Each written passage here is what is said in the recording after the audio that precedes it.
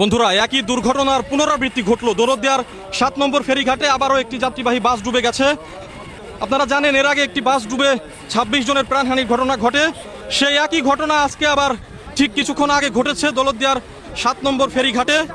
এখানে এই যে ফেরি, করবি ফেরি, এই ফেরিতে উঠে যায় একটি বাস, এসবি পরিবহনের একটি যাত্রীবাহী বাস। বাসটি কুষ্টিয়া থেকে আসে এবং কুষ্টিয়া থেকে আসার পরে এই বাসটি এই ফেরিতে উঠে যায় এবং ফেরিতে উঠে যাওয়ার পরেই এই যে ফেরির যে ডালা, এই ফেরির ডালা ভেঙে ঠিক এই জায়গা দিয়েই আপনারা দেখতে পাচ্ছেন ক্যামেরার সাহায্যে, ঠিক এই জায়গা দিয়েই এই যে ডালা ভেঙে এই জায়গা দিয়েই বাসটি নদীতে পড়ে গেছে। আপনারা দেখতে পাচ্ছেন এই যে ডালা, এই ডালাটি ভেঙে নদীতে ঠিক এই জায়গাটিতে এই মুহূর্তে বাস রয়েছে।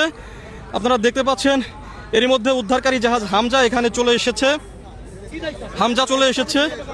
এবং ফায়ার সার্ভিস, কোস্টগার্ড এবং বিআরডব্লিউটি এর ডুবুর ইউনিট তারা এখানে উদ্ধার কার্যক্রম শুরু করে দিয়েছে। ভাই, বাস কি এখানে আছে? ফায়ার সার্ভিসের যারা ডুবুর ইউনিটের সদস্যরা আছেন তারা বলছেন যে বাসটি এখনো পর্যন্ত এখানেই আছে। আমরা প্রশাসনের সঙ্গে কথা বলেছি, তারা বলেছেন যে হতাহতের আশঙ্কা তেমন একটি নেই, তবে বাসটি যখন উদ্ধার হবে, উদ্ধার করার পরেই বোঝা যাবে আসলে কোনো হতাহত আছে কিনা।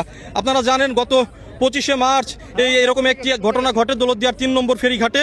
3 নম্বর ফেরিঘাটে একটি বাস ডুবে যায় এবং সেই ঘটনায় 26 জনের প্রাণহানির ঘটনা ঘটেছিল। আজকেই এই দৌলতদিয়ার এই 7 নম্বর ফেরিঘাটে একই দুর্ঘটনার পুনরাবৃত্তি ঘটলো। এই যে ফেরি করবি, এই ফেরি করবি থেকেই যাত্রীবাহী বাসটি নদীতে ডুবে যায় এবং নদীর মধ্যে এখনো বাসটি আছে। আপনারা দেখতে পাচ্ছেন উৎসুক জনতা এখানে ভিড় করেছেন, প্রশাসনের লোকজনও এখানে আছেন। ঠিক এই জায়গাটিতেই বাসটি এখনো পর্যন্ত বাসটি ডুবে আছে। এখানে উদ্ধার তৎপরতা চলছে, উদ্ধার কার্যক্রম চালাচ্ছে। আপনারা দেখতে পাচ্ছেন উদ্ধারকারী জাহাজ হামজা এখানে এসে পৌঁছেছে।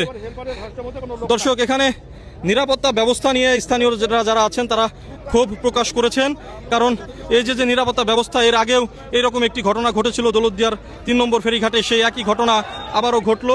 স্থানীয়রা কিন্তু মাঝে মাঝেই ক্ষুব্ধ হয়ে যাচ্ছেন, তারা বিভিন্ন ধরনের স্লোগান দিচ্ছেন যে কেন এই দৌলতদিয়া ঘাটে বারবারই এই একই ঘটনা ঘটে।